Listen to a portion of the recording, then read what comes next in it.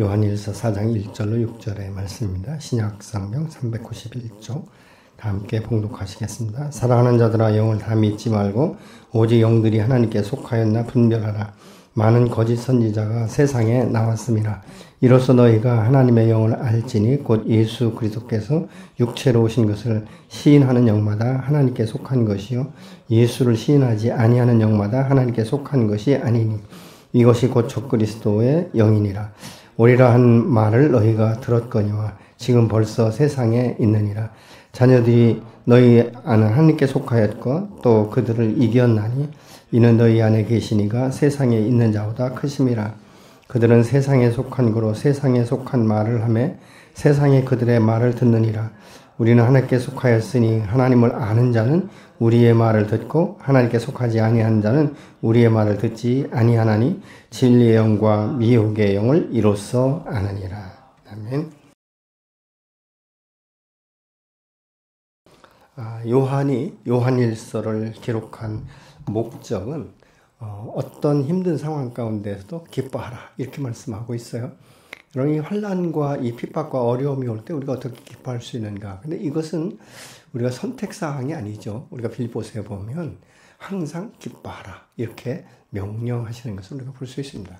자, 그렇다면 우리가 환난과 역경 가운데 어떻게 기뻐할 수 있는가? 그것은 우리의 외적인 것, 우리의 육신의 어떤 이 핍박이나 어떤 육신적인 질병이나 삶에 대한 어려움, 이것이 아니라 내 속 안에 있는 영이 기뻐하고 내 속 안에 있는 영을 만족케 할 때 우리는 환경에 얽매이지 않는, 그래서 그것을 돌파할 수 있는 이런 힘과 능력을 얻게 되기 때문에 그런 줄로 믿습니다.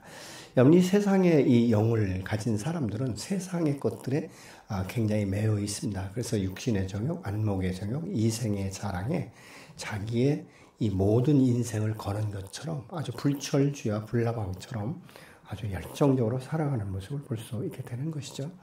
근데 그들의 그 삶의 마지막은 무엇이냐? 솔로몬이 전도서를 기록한 것처럼 모든 것이 헛되고 헛되며 헛되고 헛되다라는 말을 한다는 것이죠. 왜냐하면 우리의 인생의 마지막 날에 우리가 번 돈을 가지고 가는 것도 아니고 명예를 가지고 가는 것도 아니고 아무것도 가지고 갈 수 없는, 그래서 우리가 빈손으로 와서 빈손으로 간다는 이 사실을 이제 뒤늦게 깨닫는 것이죠. 그럼 믿음의 사람은 이 상 나그네 길을 살아가면서 내가 무엇을 향해서 살아갈 것인가. 그런데 이 중요한 것은 오늘 1절에 보니까 영을 분별해야 된다 이렇게 말씀하고 있죠. 우리가 영을 분별한다는 것은 무슨 이야기냐면 내가 진리의 영으로 무장되어 있는가 아니면 비진리의 영으로 무장되어 있는가. 다시 말하면 진리의 영은 바로 성육신하신 예수 그리스도를 통해서 십자가에서 내가 대속의 은혜를 받았고 그 예수의 보혈로 말미암아 내가 정결케 씻김 받았고 하나님의 자녀가 되었고 예수님께서 승천하시기 전에 말씀하셨던 것처럼 성령의 임재를 기다렸고, 그래서 사도행전 2장의 마가다락방에 성령의 강력한 임재가 임한 것을 보면 내 안에 새 영이 있다는 것을 우리가 알게 된다는 것이죠.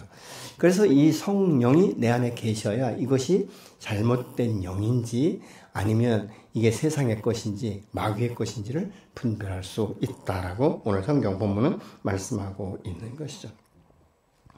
우리가 보편적으로 이 세상에서는 어려운 일이 생기면 다 힘들어합니다. 이 핍박이 올 때 우리가 어떻게 기뻐할 수 있는가? 그것은 정말 이 환경의 변화로 인한 것이 아니라 아까도 말씀드렸지만 내 안에 생명이 있는가, 그리고 이 환난과 역경과 이 고난 가운데서 내가 피할 길을 여시는 이 여호와와 나와의 관계가 어떤가를 우리가 먼저 분별해야 되는 줄로 믿으시기 바랍니다.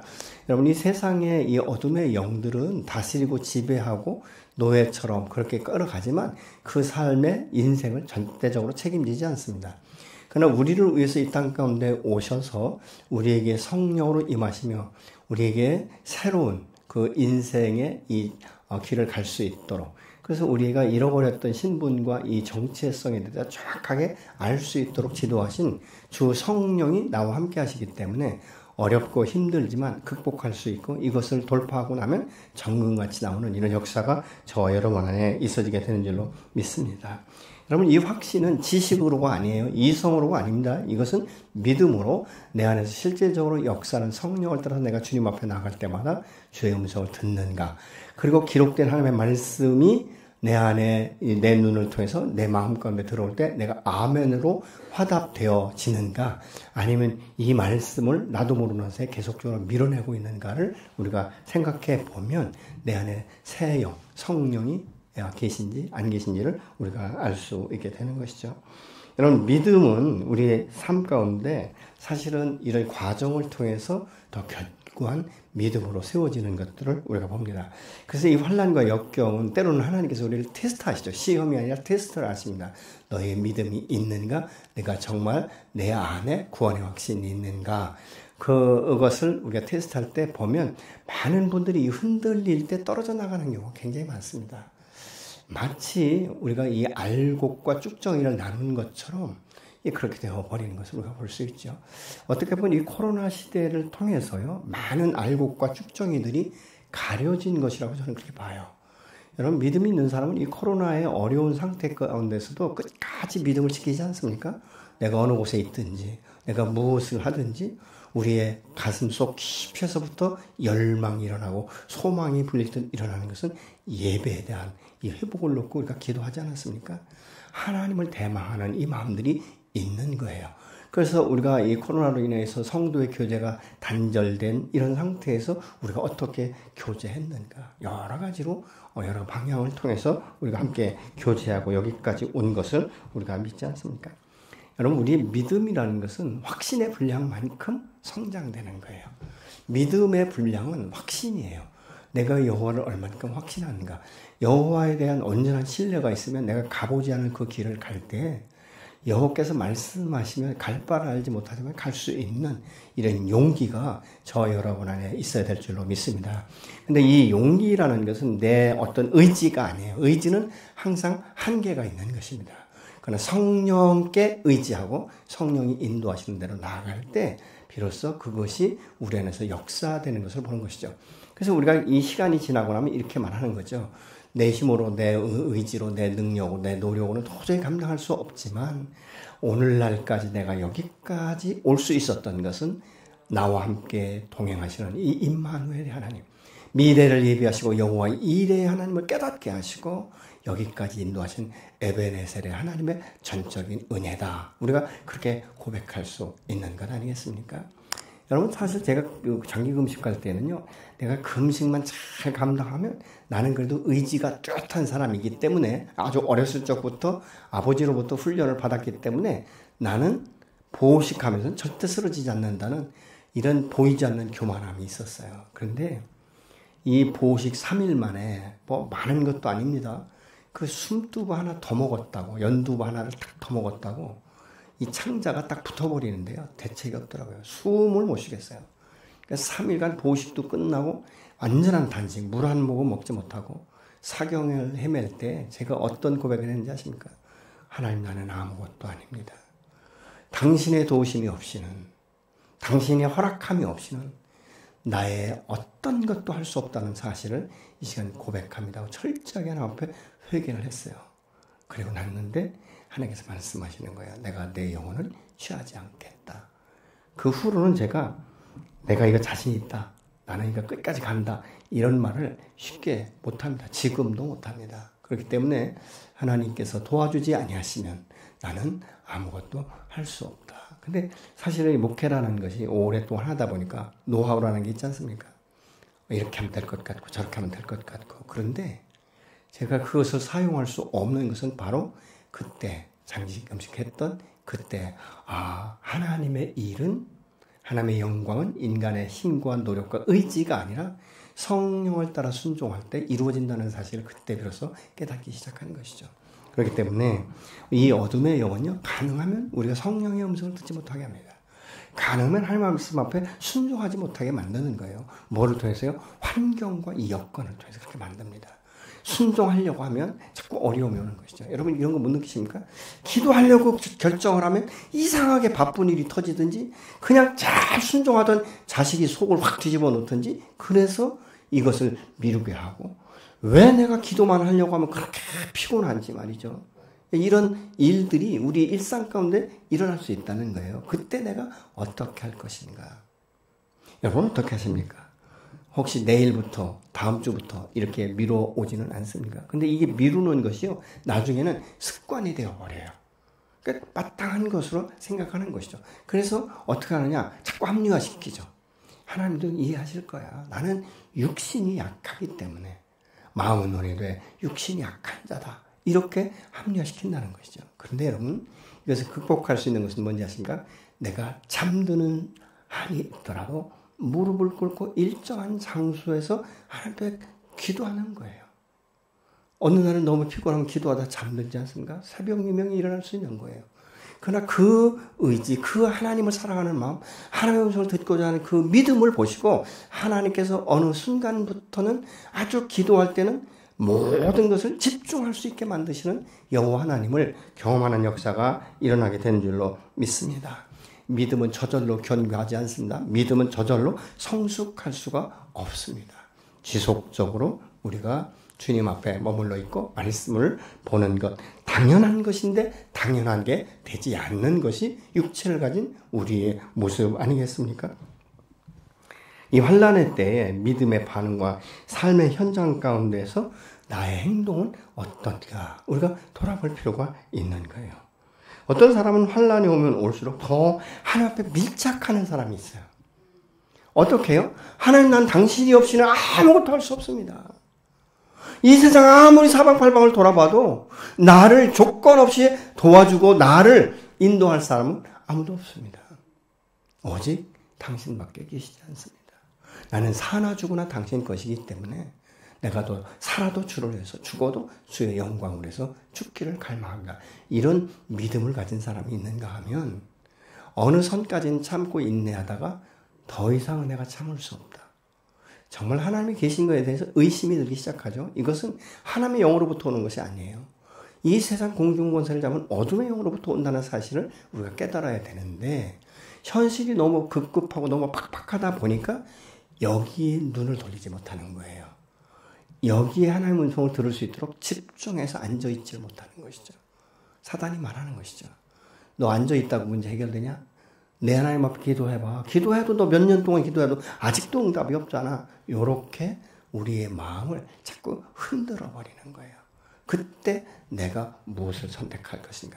믿음이 있는 사람은 사단아 물러가라.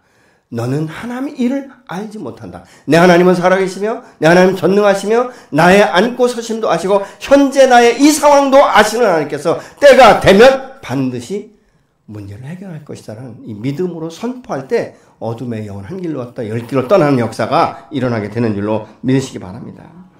여러분 예수님이 이 땅에 오실 때 제사함이 끝나지 않고 부활과 성령으로 임하셔서 주님 오실 때까지 살리는 영으로 새 힘을 주시지 않습니까? 그렇기 때문에 예수 그리스도께서 이 우리의 죄를 대속하시고 십자가의 죽으심으로 끝난 것이 아니라 다시 부활 생명으로 임하시지 않았습니까? 그래서 우리가 예수를 믿는다, 이 구주를 믿는다는 것은 우리 안에 생명이 있다는 것을 인정하는 거예요. 그렇기 때문에 오늘 본문 1절에서도 보니까 뭐라고 말합니까? 하나님의 영과 세상의 영이 있는데 이것을 분별할 수 있는 것은 뭐라고요?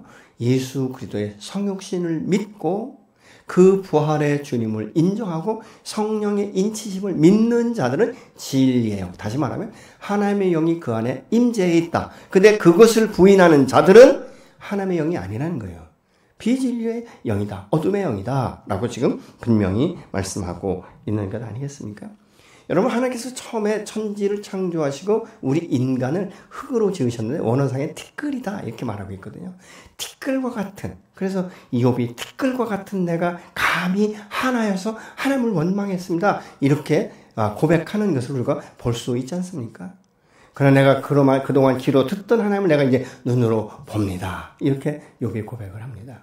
근데 티끌로 만드시고 또 하나가 있었죠. 하나님께서 그 코에 생기를 불어넣으시니 생명이 된지라. 그리고 생명이 된다는 이 말은 하나님의 영이 그 안에 임하면서 하나님과 소통할 수 있는 길이 열린 거예요. 소통할 수 있는 문이 열린 것입니다. 그렇기 때문에 이 하나님께서 기쁨의 동산 에덴을 창설하시고 그곳 가운데 아브라함과 하와와 함께 동행하고 함께 대화하는 것을 굉장한 기쁨으로 여기셨습니다. 아마 그 안에 있을 때 아브라함도 행복하고 사라도 행복하고 다도 행복하고 행복했을 거예요. 하나님은 우리를 그렇게 창조하셨다는 것이죠. 그런데 인간이 범죄하면서부터 그 기쁨과 행복을 다 상실해 버리다 보니까 이 육체의 이 필요를 채우기 위해서 육체에 집중하기 시작했다 그 말입니다. 하나님과는 전혀 어떻게 보면 대화가 단절된 상태에서 먹고 살아야 되기 때문에 그냥 막 노동하고 막 밤낮 없이 그렇게 일하지 않습니까? 그냥 이런 그 시대를 보게 되는 것이죠. 근데 예수님께서 우리가 죄인 되었을 때 하나님과 거리가 멀었고 하나님을 배반하고 하나님을 원망하고 하나님을 부인한 그때에 성육신하서 이 땅 가운데 육신을 입고 오셔서 십자가에 나의 죄를 대신해서 죽으시고 모든 것을 핏값으로 제하시면서 죽음으로 끝나지 않고 부활하시고 그리고 우리에게 부활의 영으로 임하셔서 제자들에게 보이셨고 마지막은 무엇입니까? 너희 안에 성령이 임할 때까지 이 예루살렘을 떠나지 말라라고 말씀하고 있죠. 사실 예수님을 통해서 제자들은요, 이 3년 반 동안 도제 훈련을 받았어요. 하나님이 어떤 분인지, 하나님이 어떤 성품을 가지고 있는지, 하나님이 어떻게 살기를 원하는지, 인간에 향한 하나님의 사랑이 무엇인지 이런 것을 수도 없이 말씀으로 쪼개셨죠. 그래서 제자들이 예수님과 함께 있을 때 믿음이 있는 줄 알았어요. 적어도 나는 이 메시아와 나는 지금 함께하고 있다는 이 확신이 그들 안에 있었습니다. 근데 예수님이 죽고 나니까 이것이 그냥 얼마나 쉽게 무너져 버리는지.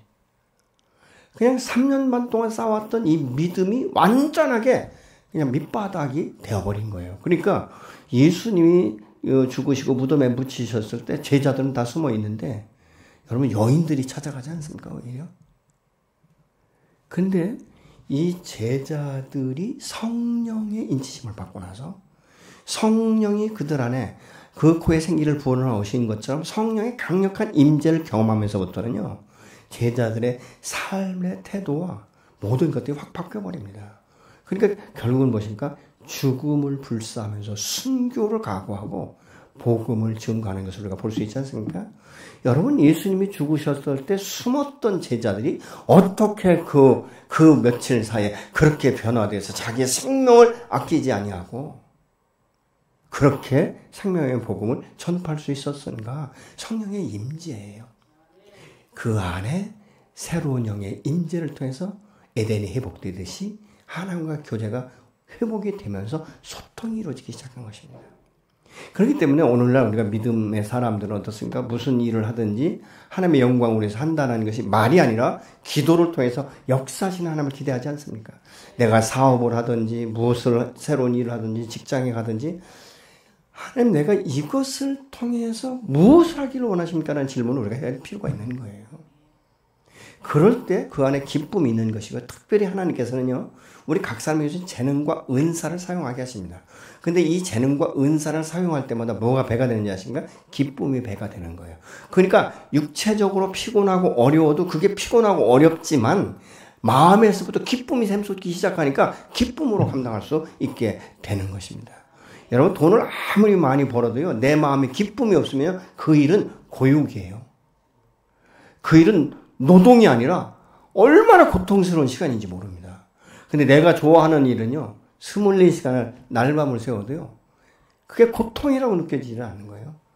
기쁨으로 느껴지는 거예요. 왜요? 성취감이 올 날이 가까웠기 때문에. 그 시간들이 가까워지기 때문에 우리가 이 환난과 역경 가운데서 기뻐할 수 있는 것이고 인내할 수 있게 되는데 이 인내라는 것도 내 힘으로가 아니라 하나님의 전적인 은혜로 이루어진다는 사실을 알기 때문에 그 안에 주의 임재 안에서 함께 동행하기 때문에 감당하게 되는 거예요. 왜 그런지 아십니까?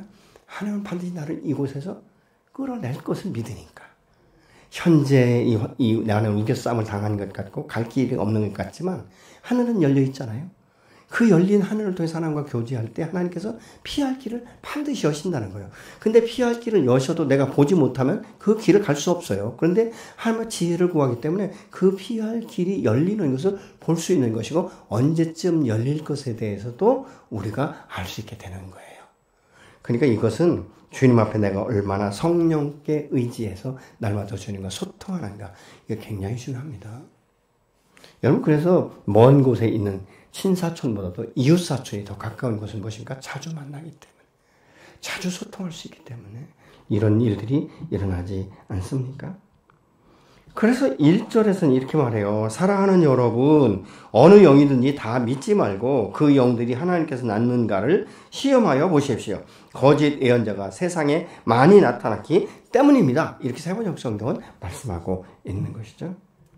시험하다, 이 말은 시험을 통해서 집중한다, 분별한다, 이런 의미를 가지고 있어요.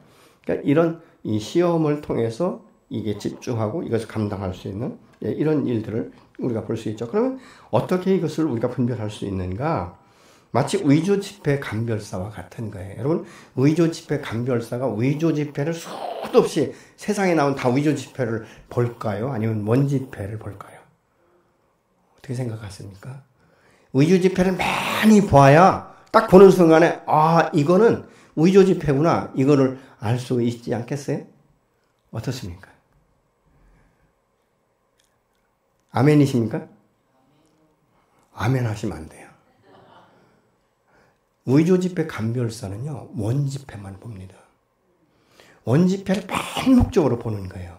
그러면 원 집회는요, 그냥 무슨 AI가 입력하듯이 내 눈에 딱 이렇게 입력이 되어 있기 때문에 의조 집회를 보는 순간에 이거 가짜다라는 것을 알 수 있게 되는 거예요. 이와 같이 우리 안에 하나님의 영의 임재가 있을 때 우리가 어둠의 영을 구별할 수 있고 사단의 역사를 분별할 수 있는 이 지혜가 우리에게 있어지는 줄로 믿으시기 바랍니다. 근데 하나님의 영의 임재가 없는 사람은 뭐 다 그게 그거 종교는 다 똑같지, 이렇게 생각한다는 거예요. 여러분, 믿음의 사람은 종교는 다 똑같지 아닙니다. 우리 하나님은 유일하신 하나님이시며 전능하시며 천지를 창조하셨으며 어둠의 영을 분별할 수 있게 하시고 어둠의 영을 제압하고 파쇄하는 권세를 믿음의 사람, 하나님의 영이 있는 사람들에게 주신 줄로 믿으시기 바랍니다. 그렇기 때문에 우리가 내 안에 어떤 영이 있는가, 내가 지금 따라가는 영은 어떤 영인가를 우리가 구분할 수 있어야 되는 것이죠. 여러분, 미혹의 이 영들이 거짓 선지자나 아니면 전도자나 이단의 교주를 통해서도 기가 막히게 우리를 공격해 온다는 거예요. 에베소 2장 2절을 보시면요, 그때 여러분은 허물과 죄 가운데서 이 세상의 풍조를 따라 살고 공중의 권세 잡은 통치자 곧 지금 불순종의 자식들 가운데서 작용하는 영을 따라 살았습니다. 이렇게 말하고 있는 거예요. 과거의 옛사람의 때에 내가 어떤 영을 따랐는가?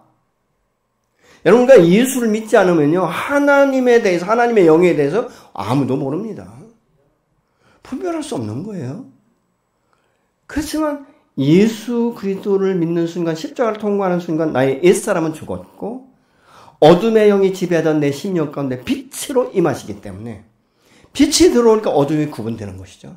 어둠을 내가 쫓는 것 아니겠습니까? 내가 얼마나 이 어둠의 영을 내 주인처럼 모시고 살아가는가를 비로소 깨닫기 시작하니까 회개의 역사가 일어나기 시작하는 것이죠. 하나님, 나의 무지함을 불쌍히 여기시옵소서. 하나님, 이것이 나의 인생 전체를 이끌어가는 줄 알고 내가 정신없이 굴복당했던 이 모든 것들을 죄로 인정하고 회개합니다. 주님, 내 영을 새롭게 하여 주옵소서. 진리의 영으로 무장시켜 주시옵소서. 여러분, 우리가 이렇게 하나님 앞에 기도하기 시작하는 것이죠. 이 어둠의 영은요, 참 우는 사자처럼 두루 삼킬 자를 찾아다닌다라고 말씀하고 있지 않습니까? 예수님께서 오죽하면 이 제자들을 밀가루로 타는 너희를 내고 위해서 기도했다라고 주님 말씀하시지 않습니까? 사단은 언제나 빛의 천사로 가장합니다. 마귀는 언제나 양의 탈을 쓰고 오는 이리처럼 우리를 습격한다는 것이죠. 그렇기 때문에 분별력이 필요합니다.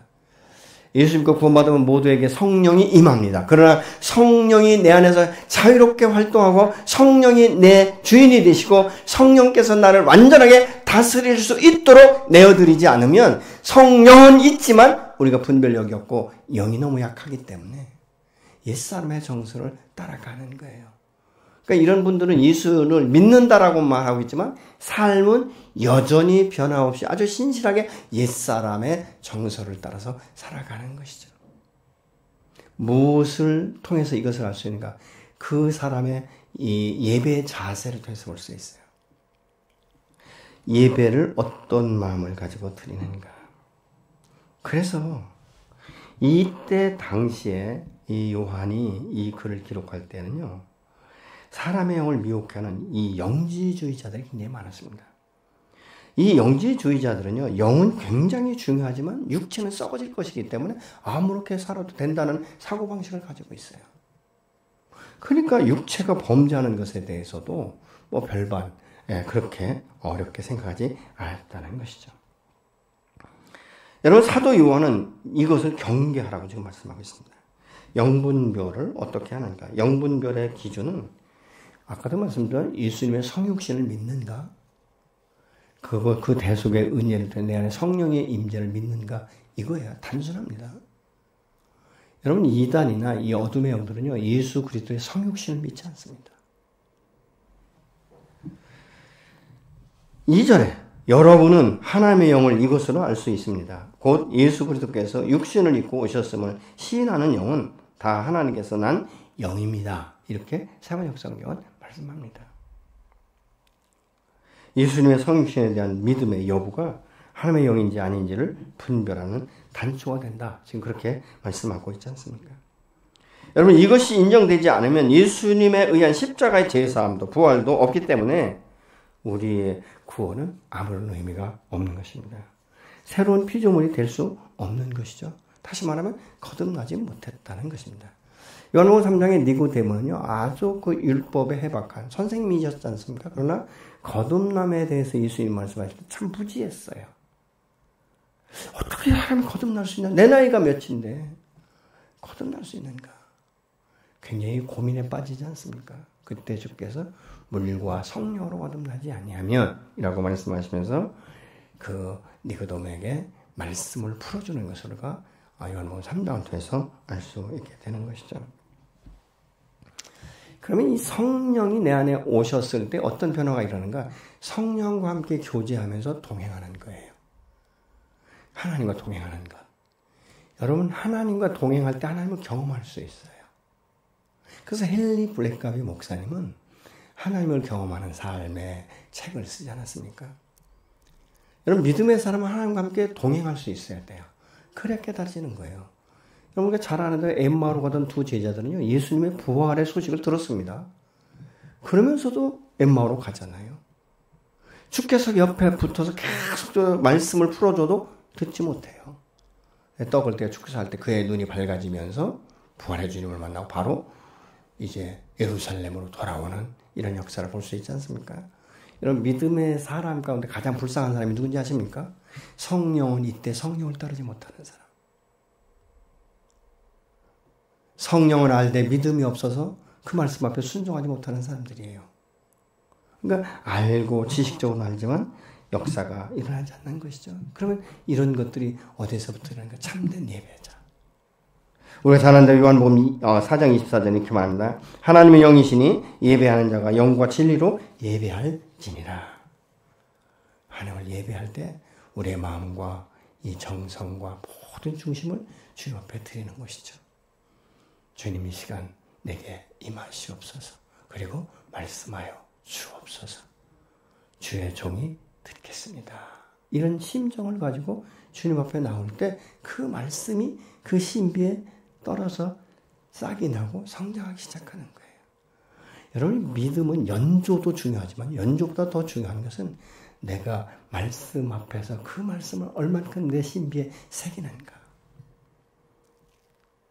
여러분, 이 농사를 짓다 보면요, 씨앗이 얼마나 그 소중한가를 알 수 있는데요. 씨앗은요, 썩지 않는 이상 1년이 되고 2년이 지나도 땅에 묻히고 습기가 올라오면 싹이 나요. 그런지 아십니까? 생명이 있기 때문에. 우리 안에 성령이 있으면 어느 순간인간 모르지만 그 성령께서 내 마음을 탁 치거나 눈을 뜨게 하실 때는요, 자기가 얼마나 하나님 말씀 앞에 불순종했나 이걸 비로소 깨닫기 시작하는 거예요. 여러분, 예수 믿는 사람은 돈도 매우 중요합니다. 지난번에 제가 말씀드렸죠. 여러분, 예수 믿는 사람 잘 살아야 돼요. 하나님 앞에 여러분 부를 위해서 기도할 필요가 있어요. 근데 그 목적이 어떠냐는 것이죠. 부를 축적하는 것이냐, 부를 통해서 하나님의 나라를 확장이고 이웃을 위해서 흘려보내는가, 이거예요. 여러분, 예수 믿는 사람들도 움켜잡는 사람들이 굉장히 많습니다. 오히려 불신자보다도 더 움켜잡는 사람이 굉장히 많아요. 여러분, 믿음이라는 것은 우리의 삶 가운데 이 활력이 있어야 되는 것이고 우리의 생활과 우리의 삶 가운데 적용되어져야 살아있는 믿음이에요. 근데 적용되지 않는 믿음은 지식적인 것이지 아무런 영향력을 주지 않습니다. 여러분, 누구든지 우리가 하나님의 축복을 받기를 원하죠. 아브라함처럼 복의 근원이 되기를 원합니다. 근데 이 복의 근원이 되기를 원한다고 복이 내게 임하는 것이 아니지 않습니까? 복은 흘러가야 되는 거예요.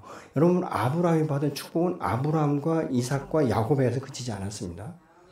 오늘날까지도 흘러가고 있지 않습니까? 여러분, 하나님의 사람이 축복을 받을 때 그렇게 흘려보내는 역사가 있어져야 되는 거예요. 아멘? 놀라운 게 뭔지 아십니까? 보내면 채우는 거예요. 얼마 전에 저희 아내가 어떤 한 학생을 만났어요. 이제 유학을 간다고 하는데 너무 힘든 거예요.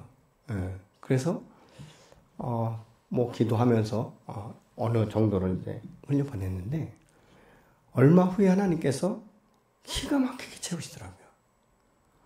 그런 걸 보면서 참 하나님의 역사는 참 신묘막측하다라는 것을 다시 한번 깨닫는 기회가 됐습니다. 물론 어떤 때는요, 우리가 물질이 내게 있을 때 내가 너무 힘들 때가 있어요. 그때가 참 사실 망설여지거든요. 이름에도 불구하고 내가 흘려보내야 되나? 이름에도 불구하고 내가 이것을 다 극복한 후에 나중에 여유가 있을 때 이것을 해줘야 되나? 이런 갈등이 있을 때가 있습니다. 근데 제 경험을 말하면요, 그때 여호와께서 말씀하시면 주는 거예요. 마치 엘리야에게 사르밧 과부가 한 줌의 밀가루를 가지고 엘리야의 말에 순종했던 것처럼 순종하는 것이죠. 그러면 순종을 돼서 놀라운 기적이 일어나지 않습니까? 그 여인은 엘리야의 말에 순종하지 않았다면 아마 그 한 줌 먹고 하루 이틀 살다 죽었을지 몰라요. 생명의 연장식 막 일주일 동안 살 수도 있겠죠. 그러나 그런 축복은 받지 못했을 거예요. 근데 사실대로 이야기하지 않습니까? 내게 남은 건 이것밖에 없다. 그래서 이것으로 내 아들과 함께 먹고 죽을 날을 기다릴 수밖에 없다라고 말을 합니다. 그럼에도 불구하고 그가 순종을 통해서 그 감염이 끝날 때까지 통의 가루가 마르지 않고 병의 기름이 마르지 않았다라고 말하고 있는 것이죠. 근데 많은 사람들이 그냥 움켜잡고 주지 않고 부유하게 되기를 원해요. 부유하면 준다는 거죠. 여러분, 작을 때 못 나누면 크면 더 못 나눕니다. 주님 앞에 11조도 마찬가지입니다. 작을 때 11조 못하는 사람은요, 큰 거 절대 못합니다. 그래서 많은 사람들이 11조를 어떻게 하는지 아십니까? 자기가 정한 11조만 하는 거예요. 더 이상 풀어나지 않는 것이죠. 여러분, 하나님의 말씀에 순종하는 것은 온전한 순종이에요. 하나님이 내 안에 성령으로 역사해서 성령에 따라 내가 순종할 때 하나님은 내가 상상할 수 없는 복을 주시면서 내가 얼마나 그 믿음의 사람인가를 나중에 증거하게 만들어 주세요. 여러분, 우리가 높임을 받는 것은 내가 스스로 높아질 수 있어요. 막 기분 좋게 돈 쓰고 밥 먹여주고 좋다고 하겠죠. 그러나 정말 그것은 존중하는 마음, 존경하는 마음으로 그걸 높이지 않습니다. 목적을 가지고 하는 것이죠. 그런데 그 아무런 조건 없이 흘려보내고 하는 사람들은요, 그 주변 사람들이 알아요. 그래서 주변 사람들이 그를 높여주는 거예요. 참 저 사람 멋있다. 참 훌륭하다. 아무런 조건도 없다. 이런 이야기들을 하는 것을 우리가 보게 되는 것이죠. 하나님은, 하나님의 영은 오늘도 죽은 영혼이 주를 만나고 새로운 영으로 회복되기를 원하시는 줄로 믿으시기 바랍니다. 요한복음 6장 63절을 같이 보시겠습니다. 살리는 것은 영이니 육은 무익하니라. 내가 너희에게 이런 말은 영이요 성령이니라. 아멘. 여러분, 그러나 많은 사람들이 인간의 영적 존재라는 사실을 잊어버리기 때문에 구체적인 이 육체적인 만족과 육체적인 목적을 성취하기 위해서 살아가는 사람들이 너무 많습니다. 그럼 육체적인 만족과 육체적인 목적이 무엇인가? 그것은 무엇입니까?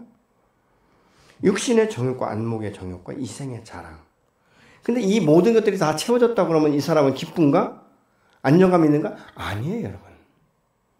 진정한 안정하고 진정한 행복, 진정한 평안은요, 성령이 역사할 때, 내 안에서 역사하는 성령을 따라 순종할 때 이것이 되는 것이고, 내 마음, 속사람이 기쁠 때 밖으로 나오는 거예요.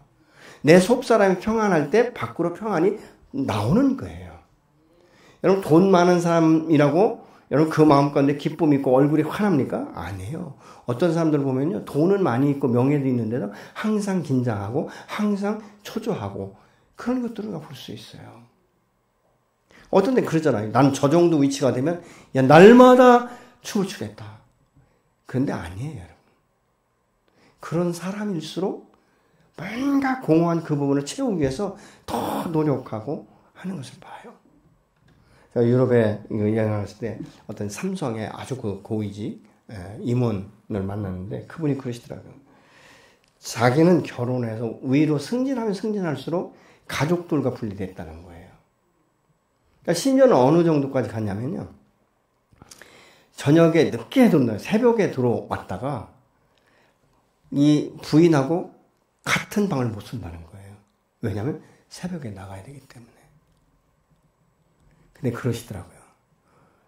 제가 목사라고 했더니 목사님 그런데 자기가 언제 자기 아내를 생각하고 가족을 생각했냐면 폐암이 걸리고 나서 자기가 도저히 근무할 수 없는 그것을 알고 나서부터 그 사표를 내고 내가 가족을 얼마나 돌보지 않았는가라는 것을 깨달았다고 말하더라고요. 그래서 그 부인이 이런 얘기를 해요.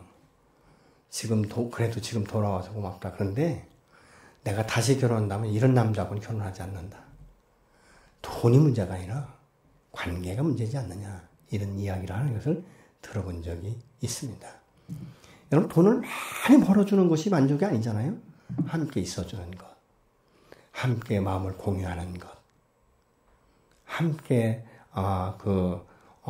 이 자녀들이나 가정을 위해서 어떻게 할 것인가, 자녀 교육을 어떻게 할 것인가, 이런 것들도 함께 상의하고 믿음의 사람은 하나님과 함께 기도하고 한 목적을 향하여 나가는 것, 이런 것이 기쁨 아니겠습니까? 이게 행복 아니겠습니까?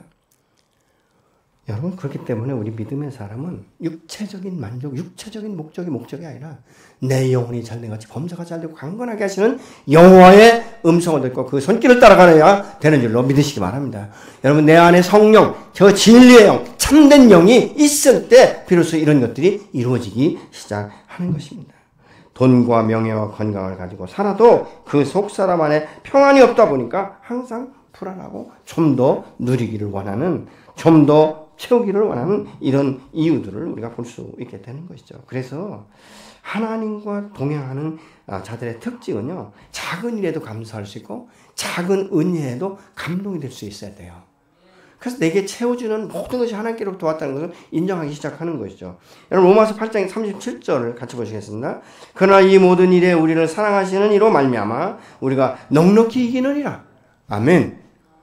모든 것을 우리에게 채우시는 이로 말미암아 우리가 넉넉히 이긴다. 어둠의 것에 얽매이지 아니고 어둠의 것을 분별하고 내쫓고, 그걸 내가 세상 것에 만족하지 않아도 하나님과 함께 동행하는 것. 그래서 내 안에 에덴이 형성되고 우리 가정이 에덴에 회복이 되어질 때 그 가정은 행복한 가정이에요. 좌우하고 치우치지 않는 것이죠. 여러분과 하나님께 속해 있다면 넉넉히 이기는 줄로 믿으시기 바랍니다. 그래서 5절로 6절을 같이 보셔야 합니다. 그들은 세상에 속한 거로 세상에 속한 말을 하며 세상이 그들에게 말을 듣느니라. 우리는 하나님께 속하였으니 하나님을 아는 자는 우리의 말을 듣고 하나님께 속하지 아니한 자는 우리의 말을 듣지 아니하나니 진리의 영과 미혹의 영을 이로써 아느니라. 아멘. 그럼 내가 어떤 말에 귀를 기울이고 어떤 말을 더 잘 듣는가? 여러분 한번 생각해 보시기 바랍니다. 결국 세상 소리에 민감하게 되면 자신의 정체성을 찾지 못해요. 여러분 자신의 정체성이 뚜렷한 사람은요, 자기 신분에 대해서요 흔들림이 없습니다. 요동함이 없어요. 가치관에서 흔들림이 없어요. 그러니까 삶의 목적과 목표가 달라지는 거예요.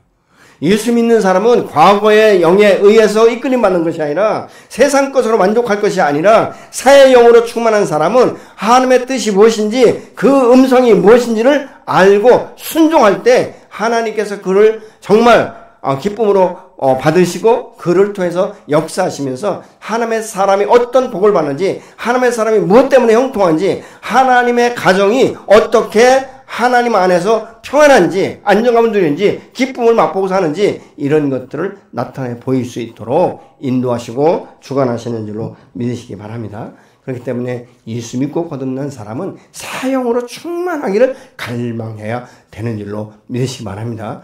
여러분 안에 하나님의 영으로 충만하다면 이제부터는 더 깊은 교제 가운데 여러분의 이 영적인 지경을 넓히고 그 깊이를 더하고 하나님의 사랑의 그 깊이와 높이와 넓이와 그 길이가 어떠함을 깨달아 아는 이런 삶을 통해서 여러분 주변에 놀라운 영향력을 미치는 하나님의 자녀가 되시기를 예수 이름으로 축복합니다.